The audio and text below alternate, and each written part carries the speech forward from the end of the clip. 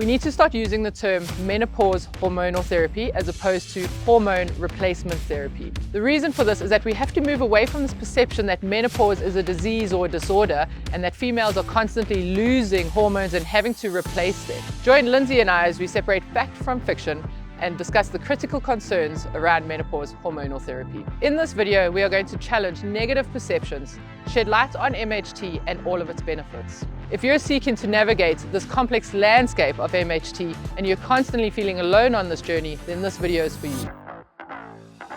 Shona, before we talk about the what and how, what are MHTs?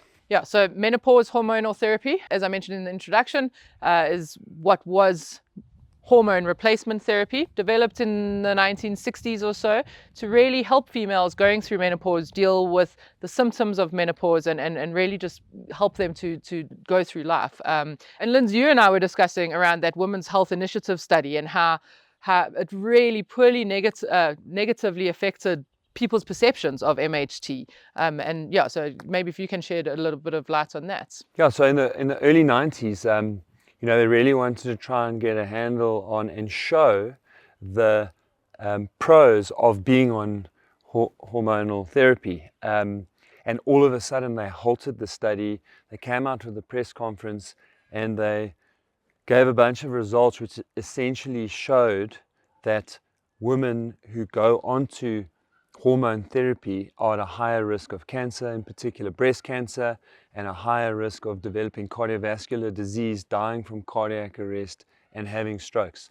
And that obviously set everything back a long way because there was a plummet in people that were prepared to go onto hormone therapy.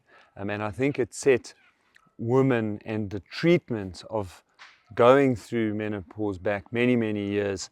And of course, they have since shown that they didn't read the data correctly. It's actually treacherous what they've done because essentially it's been shown that in the last 10 years since that study, that 18,000 to 91,000 women might have died from not having the therapy just because of this fear of estrogen that was then placed on the community. Yeah, and in that 10 years, there are fortunately quite a few doctors that are going through what many women go through. And I think one of the real difficulties is when you look at the range of, let's call them symptoms, some women don't experience any symptoms at all. For some women, it goes very slowly. It's like a slow burn over a long period of time. And some people have very extreme symptoms. But fortunately, there are plenty of doctors. And so they have figured out a lot. So tell us, from our understanding in the conversation we had the other day, kind of what is the way forward in terms of seeking out hormone therapy? Yeah, Lindsey, since they've done the study, they've really just figured out a whole lot more. Of course, there are these inherent risks. So to give you an example, the risk of getting breast cancer from MHTs is 1 in 1,000. Now, that sounds scary when you think about that, but that's just the way stats are written up. And to give you an example, the risk of getting breast cancer from drinking 1 glass of wine a day is the same thing. And I definitely enjoy a glass of wine. And so that just puts that a little bit more into perspective. The risk of death for females under the age of 60 is much lower, especially if they are 10 years within menopause. Your chances of getting over osteoporosis is much better. So really the risks are very, very low with MHT. Shona, do all women who are going through menopause need to be on hormonal therapy? And how do you know if you should be on hormonal therapy? Yeah, I think the key thing here is that speaking to your physician is the first port of call. I'm not a medical physician, but from what we've read and what we know, it's not a blanket approach. Not every single female going through menopause has to be on MHT or hormonal therapy. And really we've got to see the hormonal therapy as a treatment for your symptoms. It's not treating menopause. Menopause isn't the disease. The hormonal therapy is here to treat your symptoms.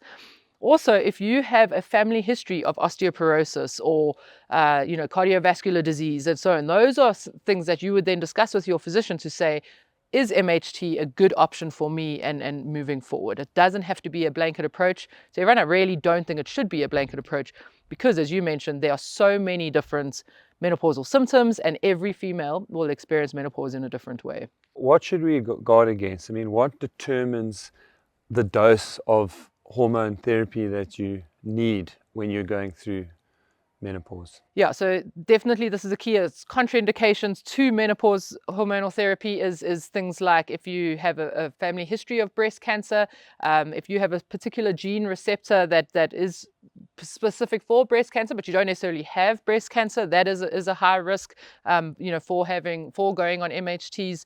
And so those are definitely things that you discuss with your physician, because then you might not be, MHTs won't be applicable for you. They're not going to be helpful to you at all. Is there a test that you can do?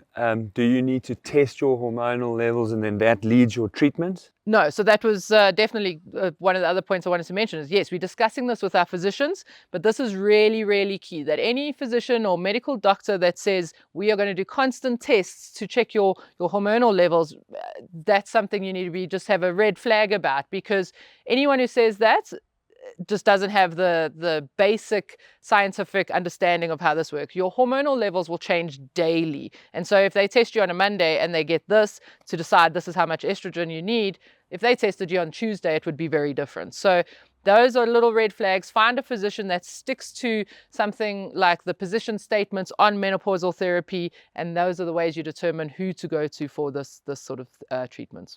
All this information is really powerful and important for females in general going through menopause, but specifically with runners and peri and post-menopausal runners. How much of a performance help is MHTs? Does it help our running performance? Look, MHTs aren't going to directly benefit your running performance, but hormones all work together to keep our system in check. And I think you spoke about managing symptoms and how the hormone therapy can really help to manage your symptoms. And one of those symptoms, as an example, is sleep. If you're having hot flashes at night, it makes it very difficult for you to sleep. And if you improve your sleep, that's going to improve your recovery, which in turn is going to help to improve your performance. And because no hormones work in isolation, that's going to have a cascading effect into all sorts of other areas of hormonal and exercise control. So there's absolutely a huge indirect benefit to performance. And one of the big side effects of going through menopause and untreated menopause is osteoporosis. And if you have osteoporosis, you are going to struggle far more than your peers with injury and setbacks, stress fractures, and so on. And exercise in turn is such an important treatment for osteoporosis. But if you're struggling in so many other aspects of your life and you're getting hurt from doing exercise, it becomes very difficult. So yeah, I wouldn't say that it's a directly causal relationship, that as soon as you go onto hormone therapy that you are suddenly going to start improving your performance, but there is going to be this cascading effect. You are going to be healthier, and when you are healthier, you can train better. When you train better, you're going to perform better. Are you ready to take your understanding of menopause hormonal therapy to the next level? Join me for our free and exclusive online webinar called Running Through Menopause. Discover expert insights, evidence-based strategies, and get your burning questions answered. Whether you're an athlete, a fitness enthusiast, or simply navigating your way through menopause, this webinar is your key to thriving during this transformative phase in your life. Spaces are limited, so don't wait. Reserve your spots by clicking here now.